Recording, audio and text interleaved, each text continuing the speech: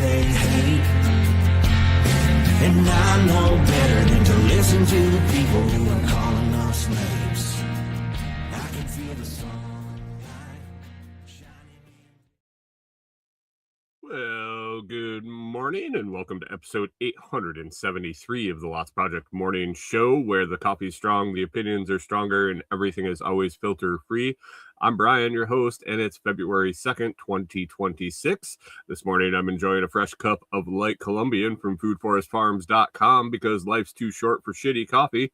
At Food Forest Farms, your beans are roasted by real human hands using a clean stream air roaster. More than just a customer, your family. Get 10% off with code LOTS10. That's LOTS10, and shipping is always free. While you're there, check out C4 Club for even more awesome perks.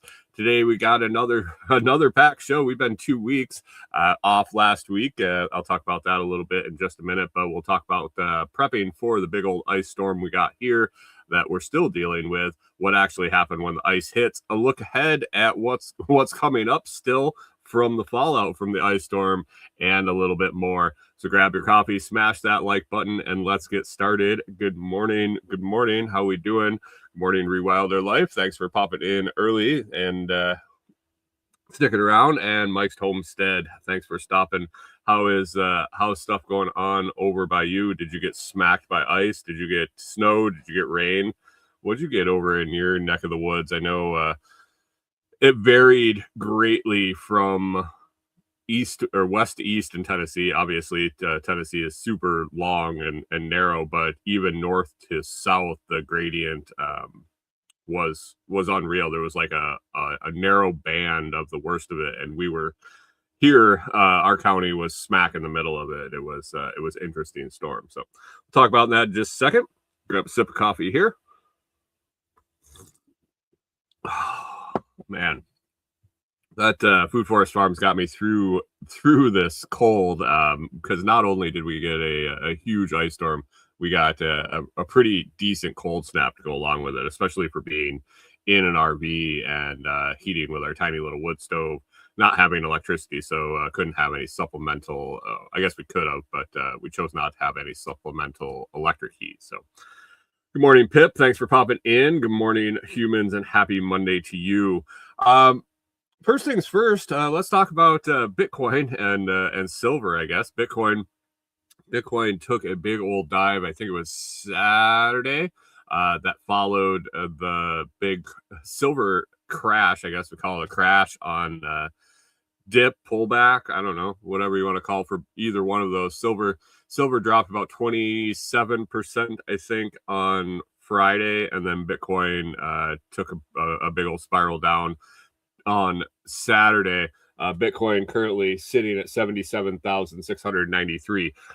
Did the Bitcoin guessing game for last week and didn't have the show, and with everything transpiring in between, I think the closest guess was like 20,000 some off, and I'm not going to do the math and go through those this morning. So we'll just reboot that, and we'll do another guessing game starting after the show. I'll get the Telegram message put up, and if you want to guess in the Bitcoin guessing game and win 0 prizes other than just bragging rights, I guess, over in the Telegram group, you head on over there, and the message will be pinned.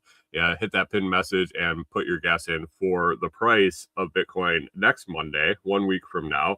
That would be February 9th at about 6:05 a.m. So current price today, 77,829. Mike's Homestead says, snow then sleet Saturday, 32 and rain all day Sunday. So we ended up with about 3 inches of slush that froze and made a mess. I wish ours had turned into that. We were not as lucky on the 32 and rain on Sunday. So ours ended up being about an inch of ice. So we will see. We'll talk about that. So Bitcoin and silver, big course change, reverse in action. I guess Bitcoin's been pretty steady for quite a while, in that 90, high 80s, low 90s range. And then Saturday just took a sharp dive into the 70s. Reading a little bit about it, Pip says sell, sell, sell. Yeah, sell everything, sell everything. Bitcoin, I was looking into it a little bit over the weekend, what kind of went on, and I think it was just a mix of a whole lot of things. Institutional pressure. We got Bitcoin ETFs and things like that. The outflows on Bitcoin ETFs was pretty high right then, and then it spiraled. Trying to remember my notes. I didn't put the notes in with this. This is all about the ice storm, but there was a convergence of a few different factors revolving around the ETFs, around some shorts being called, there's some longs being called, and just the end of the month and all sorts of other things converging, and it's all a speculation really. So stop blabbing about that. And silver also, silver with the 27% decline on Friday. I'm not even going to speculate what caused that. But there, if you kind of go peek around and look at the price of physical metal right now, physical silver as compared to paper silver, that's a story for a different day. But it was a wild Friday, and it'll be interesting to see what happens today with the prices that kind of held steady over the weekend. Obviously, the paper market was closed, but the physical market and the price. Pip says price quote unquote correction.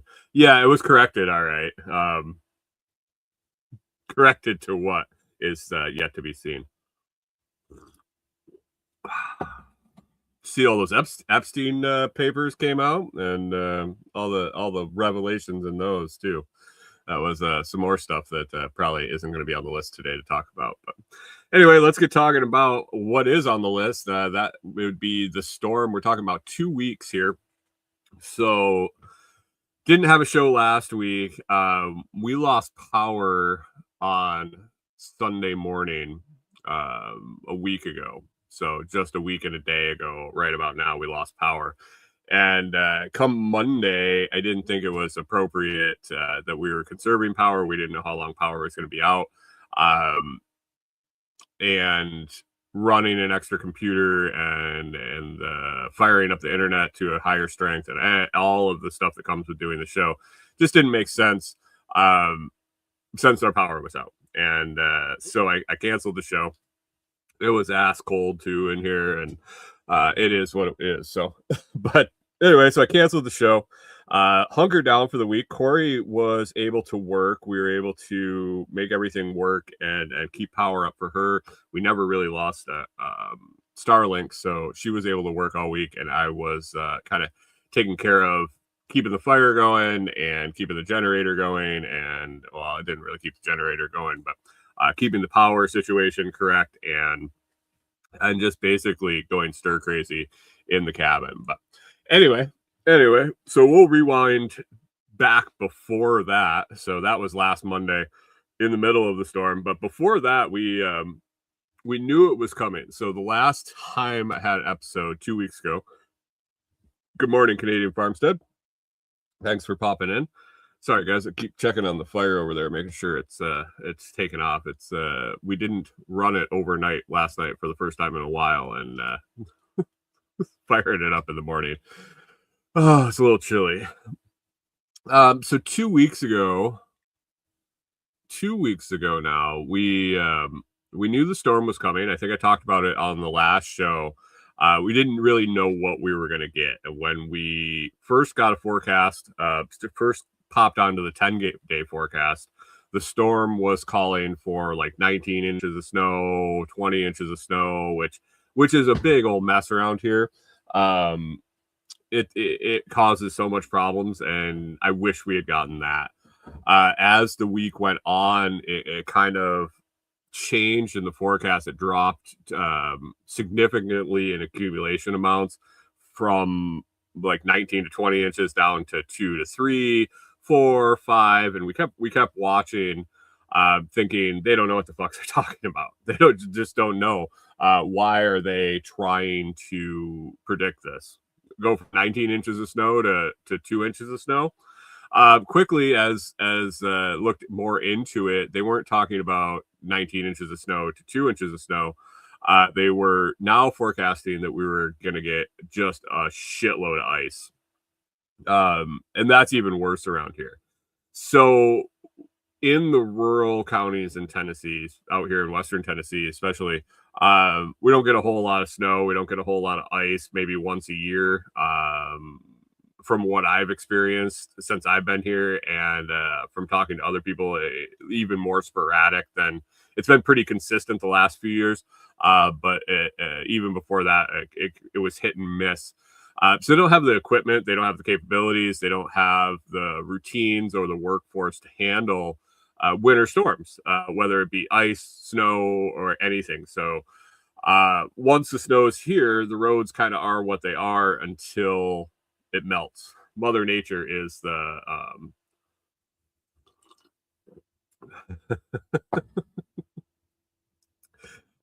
Mother Nature kind of has to take care of it around here.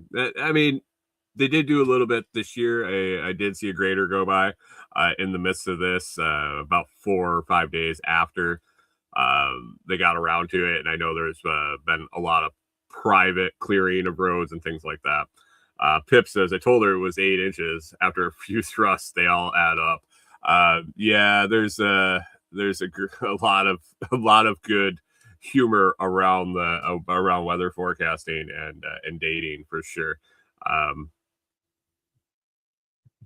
I think my favorite news blooper of all time is the weather guy calling for a big storm, and then the next day the morning anchor lady was like, "Hey Bob, what happened to that 8 inches you promised me last night?"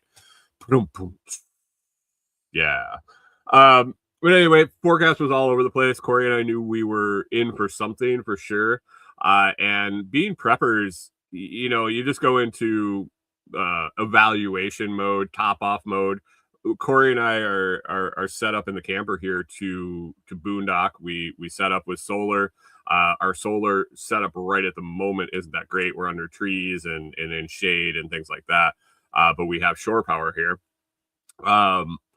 And really, with our water, we fill our tank, we fill our freshwater tank and drain that, use that, and then refill it.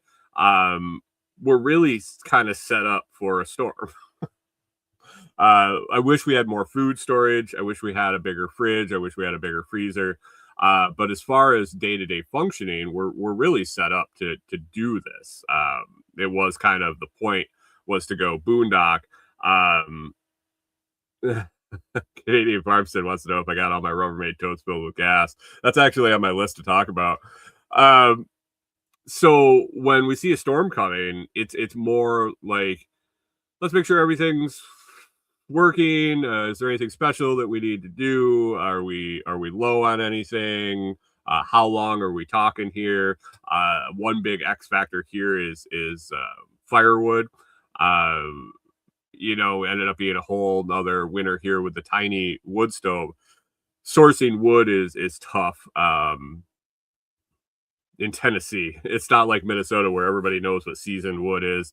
I kind of went through a whole fiasco last year with a cold snap. This year I've been harvesting from the property, but I have a limited space here to store it, to process it, and to have it where we're actually located.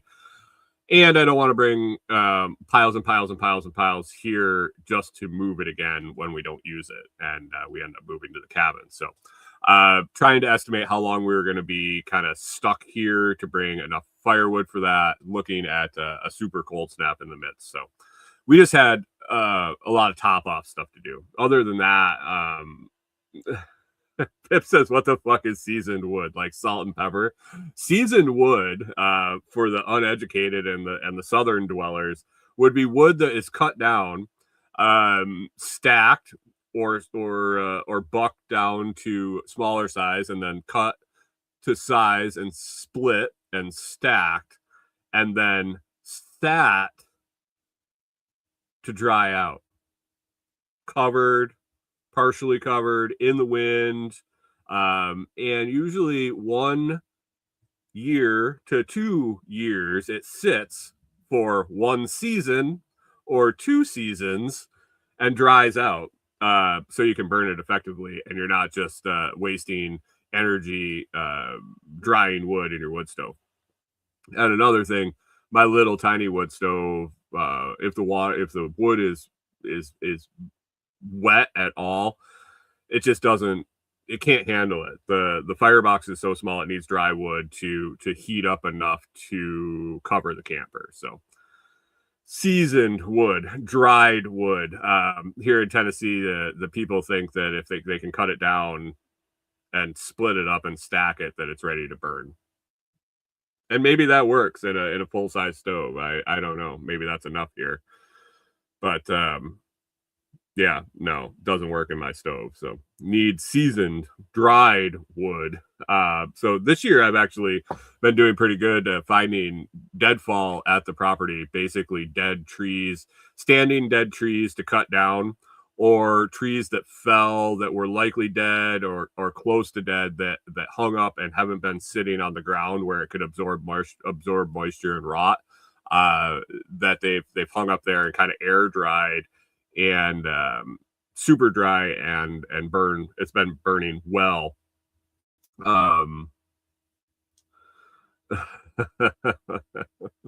It's been burning well, but it is hit and miss. Some stuff is you don't really get to choose what species of wood when you're scavenging for wood like that. So you end up with some stuff that burns hot and fast, some burns hot and slow, some burns like shit, and some burns really well.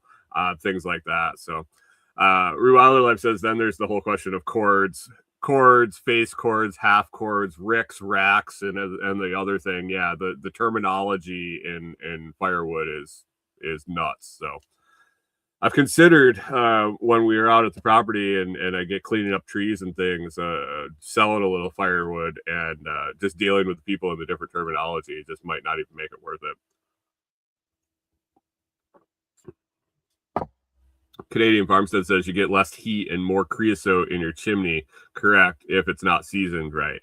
Yeah, you want some Montreal, a little garlic, onion. Yeah.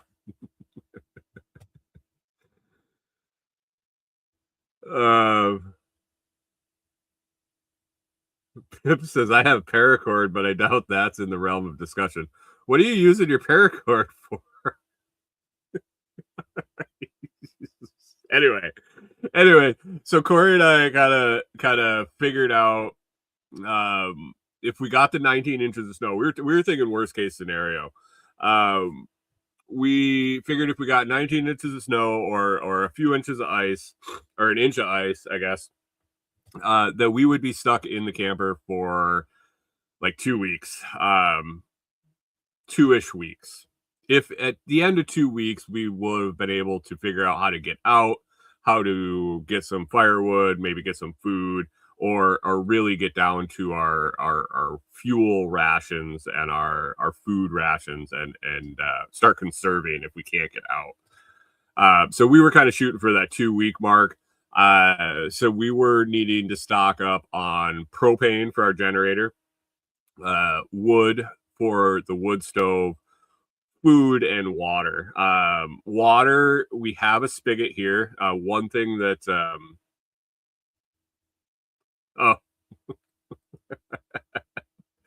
Pip wanted to throw his paracord into the cord, half cord, face cord discussion. Wow. Sorry, Pip, I missed that one. You must have had an extra cup of coffee before me. You're an hour ahead anyway. You've been awake an extra hour. So anyway, so prepping up water. We have a spigot here. We have buckets and everything. Corey and I were like, we lose water every time we lose power in the area. And if we were going to get a lot of ice, we're going to definitely lose power for some undetermined amount of time. So we wanted some fresh water on hand, some tap water. After the tap, we always filter it through a Berkey filter. So we weren't worried about the storage vessels. And with the cold water coming up, I didn't know if I really wanted to keep using our freshwater tank in the camper. We do have a skirting around. We do have underbelly cover, but we were looking at single digits overnight and 3 to 4 days in a row where we weren't going to come above freezing or barely come above freezing. And so, even though we were going to keep the inside of the camper warm, I didn't want our plumbing to freeze. The plumbing in the exterior walls, down in the underbelly, and the tank itself. Uh, and so I was kind of debating whether I wanted to fill it up and then drain it, and then drain it completely through the low point drains, or if we just wanted to run it and try to keep it full, and how to go with that. Weren't sure what we were going to do with that yet, but we did know we wanted to store some extra in case the water did go out. So we grabbed a bunch of 5-gallon buckets from the cabin, basically filled up a bunch of 5-gallon buckets, filled up our coolers, left that outside. We topped off all our fresh water inside, filtered a bunch of extra. Had probably, I think we had like 15 gallons of fresh water filtered, drinking water for us and the dogs, and cooking water and things like that. And then we had another like 80 gallons stored outside, which was going to freeze. And we knew that. And we had a plan for bringing that inside to let it thaw as we needed it. The cooler stayed thawed. That was a source of liquid as we were waiting for the buckets to thaw. That system worked okay. We did fill the underbelly tank of the camper a little bit, and used that until it was pretty much empty, and then we'd let it freeze. I didn't end up draining it completely through the low point drains.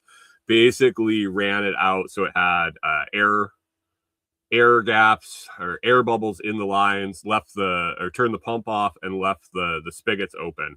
And that's been that way since that time. It still is that way. We haven't filled the water again because of an issue. when I went to, so yeah, we got our bucket stores. We got we filled the bottom tank a little bit. We got all our freshwater stores, and then I was going to bring a hose inside to keep it thawed. So when we started needing to fill up water again, we had a thawed hose. Went to unhook the hoses outside, and they just started cracking. I guess I had waited too long. I had been too cold. They had been in the sun too much. I'm not sure what the combination is. But we had 4 hoses outside that were strung together with some splitters and some fittings, and one went to our outside shower, one went to fill the camper, but 4 total hoses in the combinations. And as I was trying to unhook them to bring one in to keep it thawed out, 2 of them cracked of the 4, and then I got really, really careful with them and was able to get one inside, and then I have one still sitting outside that's probably frozen solid, but it's not cracked. So that is one of the reasons we haven't filled the water yet again. The temperatures are starting to come up, but I have to get to the hardware store to buy new hoses to replace that to fill the water. The water did go out with the power. We did end up losing power. But I haven't tried to use the water spigot yet, as we don't have hoses. So we do, but we're not in an emergency situation to have to use it yet. I'm supposed to be getting out today to head out to the property and hopefully pick up some hoses, and then we'll fill up that water tank and see if we had any damage, see if things are still frozen. I don't know. It was a new process this time. I don't know. We've tried a bunch of different things with our water here in the camper, and I don't know. We'll see what happens with that. But anyway, water was good. I wish we had a better way of thawing it. I wish we had more room inside to store and keep liquid water. But this worked, I guess. The Berkey is super dirty at this point because we were using buckets and hoses and all that shit. And it just, it needs to be cleaned. It worked. It filtered the water. The water was perfectly fine. But yeah, so that was water. Got that all set up. We also prepped for the storm. When it kind of came down to it, we realized it was going to be ice, and we didn't want to get frozen into the camper. If you ever looked at your car after an ice storm and it's just a sheet of ice and you can't get the doors open, uh,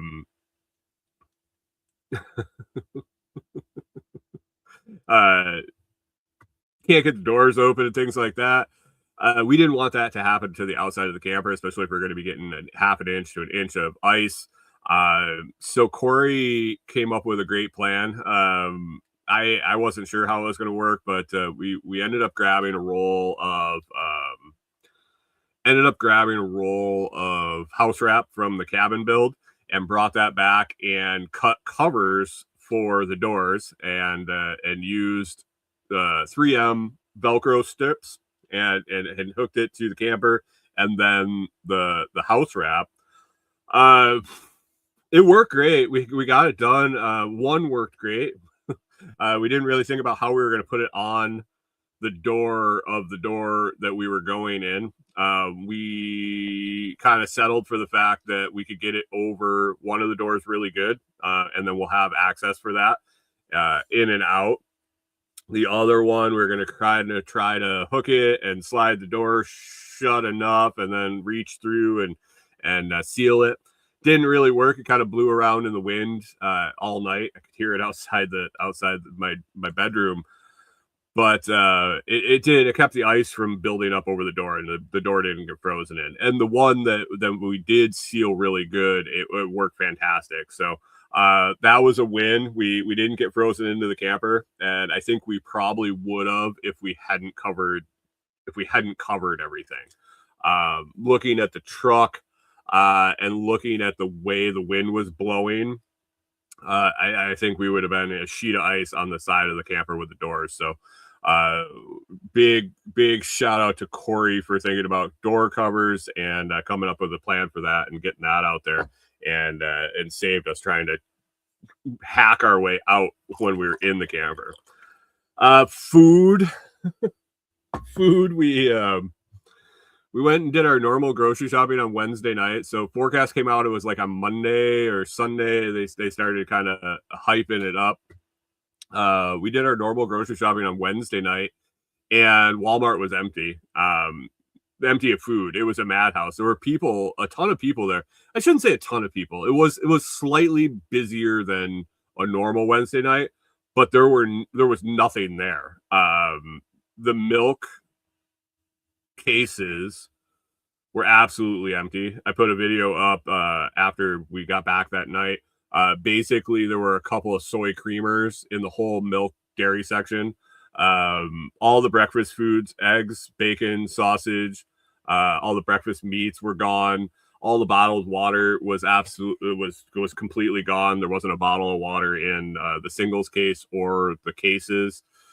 Hot dogs, bologna, cold cuts, all the chicken was gone. There was basically no chicken. I don't know. People were going to put it in the fridge, I guess, and hope they didn't lose power. Flour. I guess a lot of people were going to be baking bread. Bread was completely gone. I was surprised that the soup aisle was full. Not full, but it still had a bunch of stuff, and canned vegetables, canned meats were still there. Beef, plenty of beef. Had your selection of beef. I don't know. People were buying chicken and not beef. The sugar was all gone. Like the bulk sugar, pounds of sugar were absolutely gone. So I guess people were planning on baking during the while they were stuck at home. I was just, as Corey was, I just drive the cart basically. Corey has the list, and that's how our grocery shopping go. I just kind of drive the cart behind her. And I was just looking around and contemplating. Oh, soda was absolutely gone. And I was trying to think when I would see a specific item at Walmart and the shelf was empty, like completely empty, bought out, what people were planning on doing with those things. And some things make sense. Soup, like macaroni and cheese, raviolis, or whatever, things like that. Ready to eat meals. I guess the hot dogs and the cold cuts and all of that. But I'm like, who needs a bag of sugar?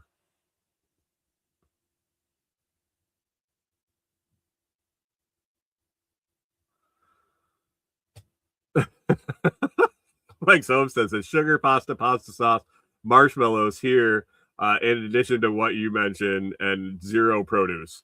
I guess, yeah, there were no potatoes. Corey needed potatoes for potato soup, potato sausage soup, and there were no potatoes. And then I went back again on Friday. I had to pick up was doing some last minute preps and grabbing some extra firewood, and swung through, did some laundry at the laundromat on Friday, and I went back and there were still no potatoes. So I don't know. Potatoes were a hot item for the preps this time. Canadian Farmstead says diabetes. They were planning on diabetes. Or I was wondering, maybe it was, can you do, Free Wilder Life says, got to make that Southern sweet tea. I didn't think of sweet tea. I was thinking, can you use sugar for diabetes management in emergencies? Or was that type 1 diabetes? What was, you always give them a candy, a hard candy. Mike's Homestead says, I wanted jalapenos for stuffed jalapenos. I was pissed. And it was probably wasn't people buying produce. It was probably the truck didn't show up, or they put all the sugar and soda, the sugar and soda and potato chips on the truck and forgot to put the produce.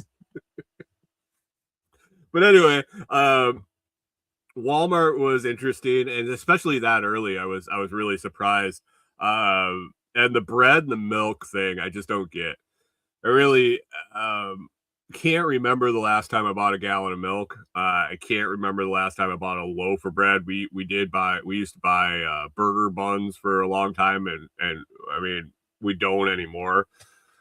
So the obsession with the milk and the bread, I always find humorous. Since we don't buy that shit anyway, we don't really miss it when it's gone. But I was really surprised. Other customers, I heard them on the phone with people that were surprised at the empty shelves, and watching the local Facebook groups, which was gold over the storm, guys. It was watching these local Facebook groups was absolutely phenomenal.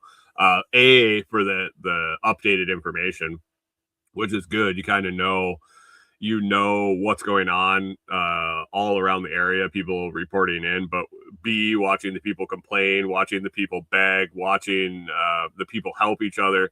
It was just this whole big ball of all sorts of nonsense and good shit, I guess, too. But the local Facebook groups are great. But watching them, the grocery store situation didn't get any better. Thursday, Friday, Saturday. Canadian Farmstead says you need lots of sugar for your French toast. Right, your milk, your bread, your eggs. You need sugar and syrup for your French toast. Rewilder Life says, if you've ever seen a Southerner drink sweet tea, holy sugar. Yeah, if you've ever seen them make it, that does make sense now. I didn't even think about sweet tea. That it really makes sense. But anyway, yeah, so we grocery shop Wednesday night. Thursday, Corey was off of work. We went and topped off our propane. We had 30-pound tank that had just emptied. Other than that, we were pretty much full already. Stood in line for 45 minutes at Tractor Supply for propane. Every place was just line the same about that, waiting an hour in line. If you got propane, you were lucky. Tractor Supply, the guy said that the truck had been there at 8 a.m, had filled their bulk tank, and he was going to run it dry. They would just be filling tanks constantly for about 4 hours, and then they'd be out. and then they were going to get another delivery later that afternoon. So this was Thursday. He said it had been going on since Tuesday. So constant line of propane filling from Tuesday through Saturday. Yeah. at multiple locations. This was the Tractor Supply in the bigger town close to me. All the pre-filled propane tanks were getting hit and empty. Couple different places with bulk tanks in a couple different towns, and basically putting notices on Facebook when they had propane, when they got it in, when they were empty. And watching that, I was just, they made a lot of money. a lot of money. So we bulked up on propane. We went into the storm with 3 30-pound tanks and 2 20-pound tanks. So was 130 pounds, 130 pounds of propane. Topped off our gasoline. So we had 10 gallons of gasoline. So this would have been to cover our generator running and our fridge and range, our stovetop. So basically nothing really for the camper other than the fridge and the stovetop, which doesn't consume a whole lot. So then basically 120 pounds of that was reserved for running the generator. And then an extra 10 pounds of gasoline. If we ran out of propane, I could put gasoline in the generator. And let's talk about that for a little bit.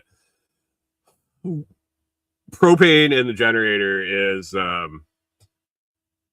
you can't beat it. I don't know.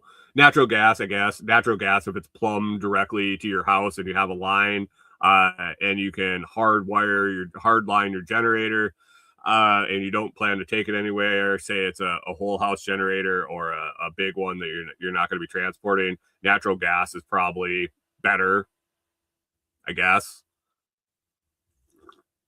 But when you're talking portability, you're talking gasoline versus propane, I have to take propane any day of the week. Lose a little bit of power, lose a little bit of max capacity, max wattage on the generator. But between the cleanliness, the easy to store, the smell, it runs cleaner. Your maintenance on your generator is less. You're not dealing with gummed up carbs and shitty fuel. You're not dealing with storage of fuel and stabilizer and shit like that. You're not having to worry about ethanol free. You're not having to worry about water in your gas. All of that stuff. So we have never used gasoline in our Honda generator. When we bought it, our little Honda suitcase 2200, it just when we bought it, we had already made a decision we were going to be mainly on propane while we were traveling full time. We had to have propane for the camper, for, like I said, the refrigerator and the stovetop. And so since we were going to have it anyway, we were going to be able to run the generator off it. And so I bought a Hutch Mountain conversion kit, installed that, and never actually put gasoline in it. It still has the capability of running on gasoline. It's like brand new. The gas tank has never been used. But we've used the propane on it since we left, and absolutely love it. Absolutely, it's the way to go, in my opinion. Enough so that when we bought a bigger generator for our cabin and our cabin site and the build, definitely went tri-fuel, and have yet to put any gasoline in that. We've only used propane on that. I love it. Working in gas, working as a gas station, a gas pump, petroleum equipment technician, I see what gas does to shit. And I see how quickly gasoline can go sideways. I see how different the products can be that come out of the pump at a gas station. So your input is really variable on both the storage side and the usage side. Um, Propane is what it is. It's fucking gas. It's you're not, yeah. Enough of that. But anyway, we had plenty of propane for the generator. Just for reference, we lost power Sunday morning about 4 o'clock in the morning.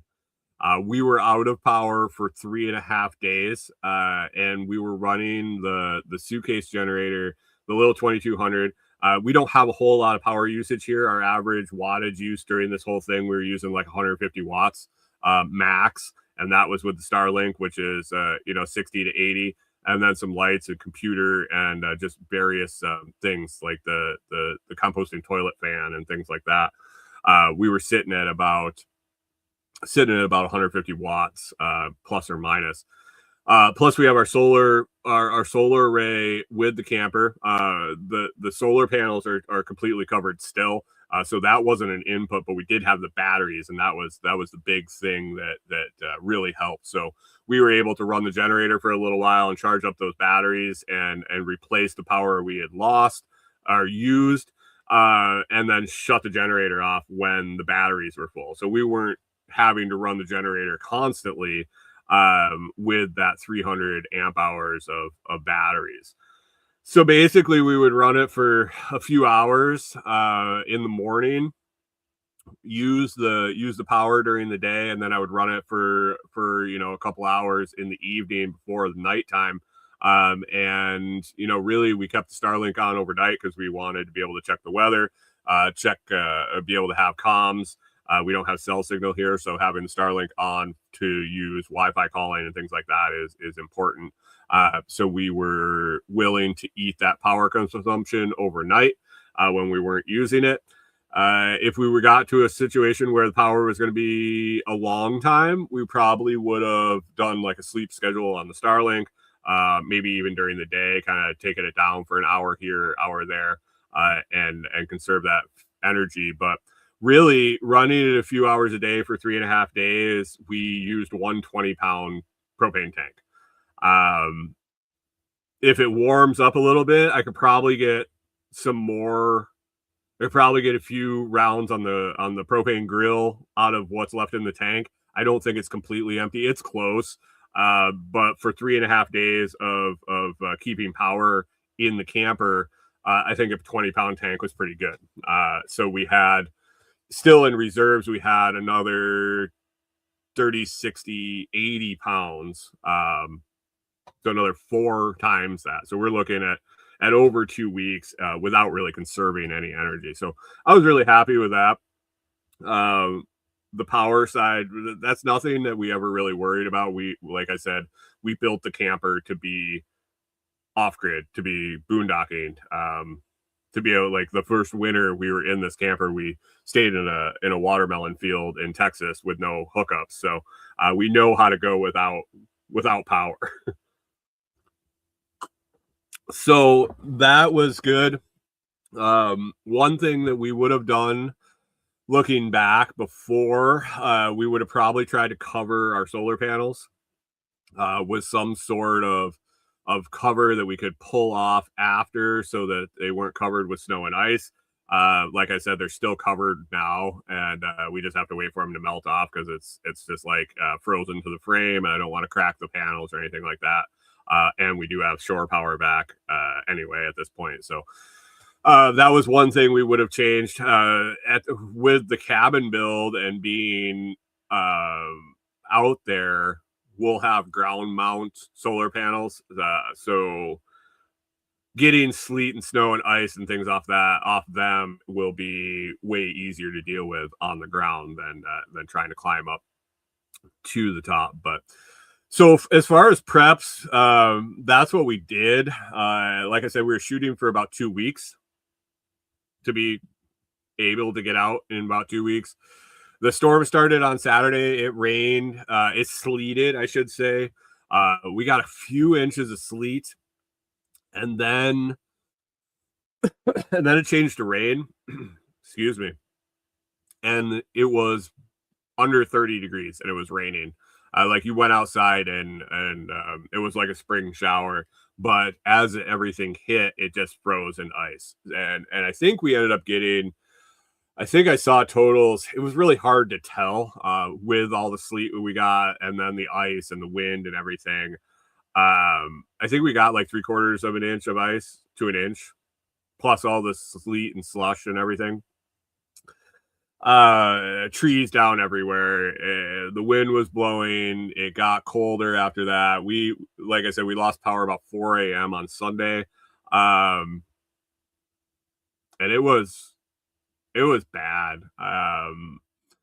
We went outside on Sunday morning and it was just like, it was like shotgun, people shooting shotguns in every direction. The limbs in the woods around us were just constantly cracking and falling. And as it would rain more, more would fall. Then the wind would kick up a little bit, and more would fall. We had several branches fall in our yard. Nothing on our camper, thankfully. A lot around the edges of the camper, and then our neighbor had some stuff fall in her driveway, and then our shared driveway. Lots of hangers, lots of branch hangers, like limbs that kind of fell, didn't have enough weight to actually fall, and then hung up in the tree at either touching the ground, hung up in the tree, falling and hung up. Lots of widowmakers out there now. Lots of complete trees falling down. Lots of power out. I think at one point this area had 300,000 people without power or some shit. It was unreal. Hardin County that we're staying in, one of the hardest hit in Tennessee from what I see. Mississippi was hit. We're right above Mississippi. We were right in that little swath of all ice. So that was pretty bad. But Corey and I hunkered down. We just kept the fire going, kept the batteries topped off, and hung out, and never really lost comms. Our Starlink held up great. We sat on Facebook and kind of watched the local groups and watched reports coming out. Lots of people. Immediately people were asking when the power was going to be back on, and we're talking like. They talked about this storm coming for a week. That likely you're going to lose power. If you looked outside and saw the ice and saw the trees falling, I think any logical person would have realized that the power is probably going to be out for a minute. But I think it was Sunday morning I started seeing people ask when the power was going to come back on and what are we going to do? And there was no going anywhere. Like you could barely walk outside. And when everything froze and when all the rain was done, I would say that we had 2 to 3 inches of solid ice.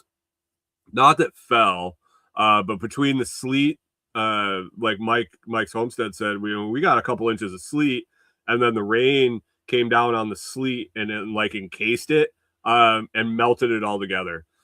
Monday got a little bit worse. The sun came out and it was kind of nice and everything kind of melted and then refroze. And then it got super cold for a few days and everything just hard froze. It was pretty easy for us. Being a prepper is boring. I was talking to Toolman Tim and he said, how did it go or how's it going? I haven't been out to the property yet. Haven't been able to get out there yet. That's a trip for today. So that'll be next week's show. I'll talk about how things went out there. Hopefully we're hoping that nothing collapsed. No trees fell on anything on any of our structures or Tim's structures. Yeah, we'll see. Not sure. Not sure what's going to go on. Mike's Homestead said, as of Friday, one of my coworkers still had no power. Our neighbor just got power yesterday. We all got power back on Wednesday afternoon, except them. So they had a crew come out, and they turned ours off for about half an hour yesterday, got them all hooked up. So our immediate neighborhood is all power back, but there's plenty of people that I see posting still with no power in this area. And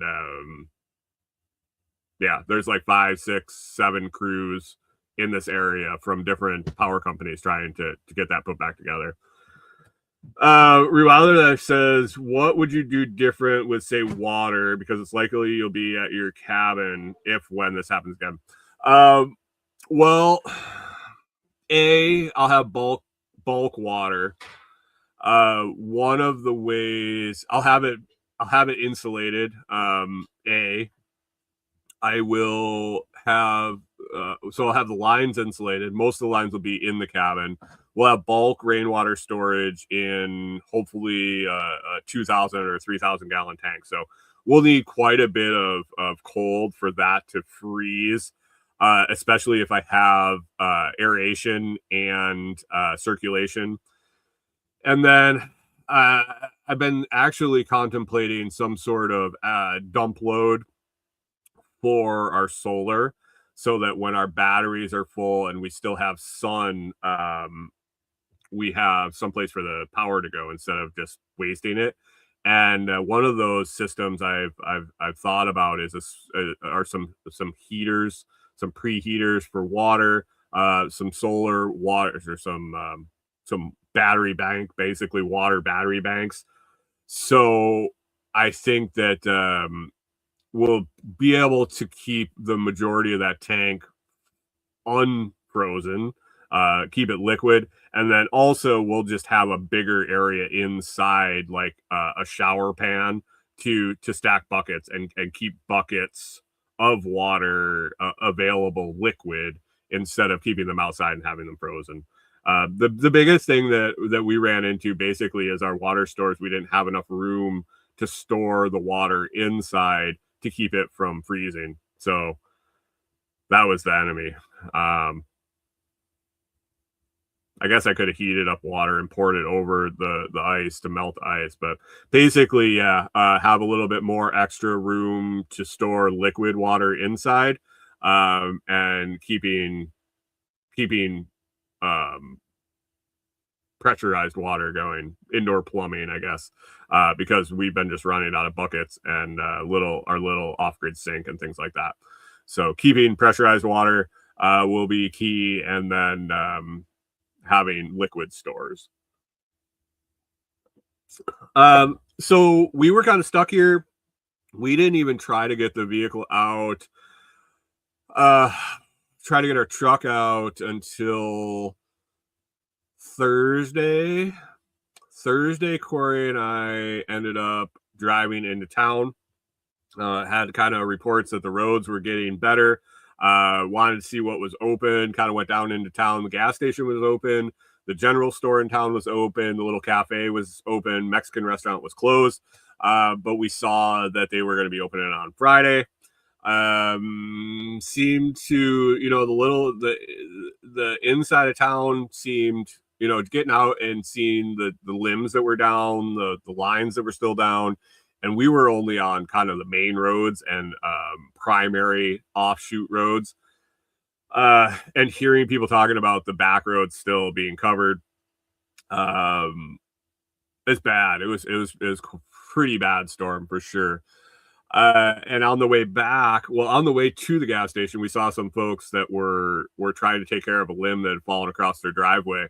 Basically their side driveway that had access to some houses that were behind them. It looked like a shared driveway, and they were out there with a handsaw trying to cut this big ass tree that had fallen across their yard. And I told Corey, I said, hey, let's go to the gas station. On the way back, I'll stop and see if I can help them out a little bit. And so on the way back, I stopped and I was like, hey, you're just killing time, or do you need, is that blocking in? She's like, yeah, there's houses behind that can't get out. And so I was like, I'll help them. I'll buzz it up into, I said, do you want me to chunk that up into pieces that you can move with my chainsaw? And they're like, yeah, it sounded like they had a saw that wouldn't start, or I don't know what the deal was, but grab the saw out of the back of the truck, and man, like 10 minutes had this chunked up for them. They were hauling it off the driveway, and it just it made their life a lot easier. They would have been there for 2 or 3 days with the saw that they had, and the size of this tree. So that was nice. Felt good to help somebody, I guess. I did help the landowner kind of clear our driveway out. He brought a pole saw over. You can see on the bridge of my nose, if you're watching the video, got smoked by some ice coming out of the tree. It is what it is. It was melting. We needed to get things cleared. He and I both took a big ice chunk to the bridge of the nose, and we both had matching blood streaks coming down our nose. But we got some of the hangers pulled out of the way of the driveway so we could get in and out. And then Friday, trying to get back to normal, Corey and I went and got Mexican dinner. She had a couple margaritas, and we had some good food. It was nice to get out. It seemed like a lot of people were feeling that way. But really, through the whole thing, watching on the local Facebook groups, like I said, seeing the people helping each other was great. The fire department here, basically those guys lived at the fire station. They were cooking hot meals for people. They were offering a place to get warm. They were delivering meals. They were going and picking up people. They were delivering supplies to people that couldn't get out. And then so were just private citizens, folks asking, if you're stuck in your driveway, if post it, and we'll try to cut you out. If your roads are blocked, let us know. We'll try to get out there and cut things away. And it was really it was nice to see the community coming together. And for a brief couple days, there was no bitching. There was no, people were complaining that the power is out and stuff like that, but there was no bickering between sides, the mayor's side and the anti-mayor side, or the rivalries here in this small town. Everybody was just kind of helping each other. And then slowly after a couple days, it really started to turn back into that. But it was nice to see in the moment, people just fucking helped each other. And there was, it didn't seem like a whole lot of the infighting among the cliques in town. And I can't really describe it anything other than cliques, going back to high school. So that was good to see. The Red Cross showed up, on time as usual, 2 or 3 days after, and dropped off some meals, I guess, that they were distributing through the fire department. They called them in. I don't think that they came in voluntarily, but all of a sudden there was Red Cross meals available at the fire department. So I know there are people are still stuck in their places. I know people don't. A lot of people don't have power still. I shouldn't say a lot of people, but a significant number of people in our town and surrounding towns don't have power yet. It's still a mess. It's still a mess. My plans are today. I got to get out to Lex Homestead says I had a 26-inch diameter tree trunk fall across my driveway. Top was out in the woods, so only cut a 10 or 12-foot log out so far. We'll cut up for firewood when it warms up. Yeah, it seems to be kind of what's going on around here. I'm trying to make it out to the property today. During, like, right in the immediate aftermath, I kind of was, so I've been sitting there since the storm a week ago, wondering the condition of all our stuff. So basically wondering if anything collapsed, wondering if any trees fell on any of our structures or our solar panels or anything out there, how the road is, how the access is going to be, and everything down that line. I talked to Jamie, who lives at the end of the road, and asked him if you go for a walk, if you could send me some pictures. He said he made it to the top of the hill, the first hill, the first of a half a mile of ups and downs. And it was pure ice to the bottom of the hill, and there was already a tree across about halfway down the first hill. So he couldn't even make it back there, and that was a week ago now. I don't think I'm going to be able to walk back. I don't know. I fingers crossed I might be able to walk back there, but I'm going to take my drone and see if I can at least get visuals on if anything happened, the condition of the road, how many trees are going to have to cut out along the way, and start figuring out that process of getting back in there. If we were back there, we probably wouldn't even care. We probably would be pretty set and have room to be prepared properly to be stuck in there. And I think this is a good indicator that once we do get out there, that we're going to target probably, a month at least of fuel storage, of food storage, of we might not be able to get out. And I think within a month we'd be able to figure out how to get out of that road. So now it's to figure out how to get in and see what kind of shit happened back there. Fingers crossed that nothing happened to anything, or if anything, minimal damage. But really, over the past week, I've run through plenty of scenarios that were just catastrophic for both our project and or Tim's stuff that has already been built there. So I'm sure it'll provide plenty of lessons to be learned and adjustments to be made, or maybe we already did that and we got lucky, or I don't know. We'll find out. So hopefully today I get eyes of some sort, whether it be digital or in person, back on our stuff back there. But other than that, went pretty smooth for riding out in the camper, other than the cold temperatures inside. But man, we just hunkered down and rode it out. And maybe I should do some preparedness classes around in the area. So we will see.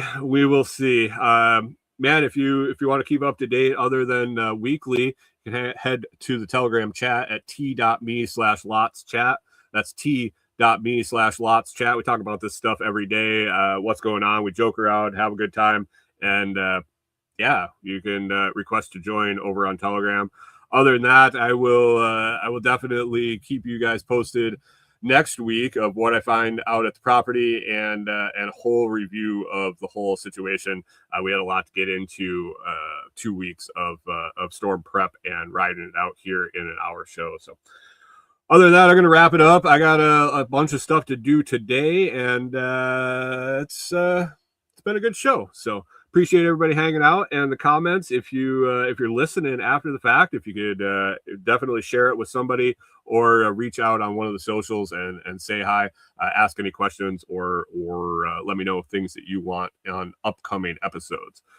Anyway, hope you have an awesome week. Hope if you had to ride out the storm, it went okay for you. And we will talk to you again next Monday.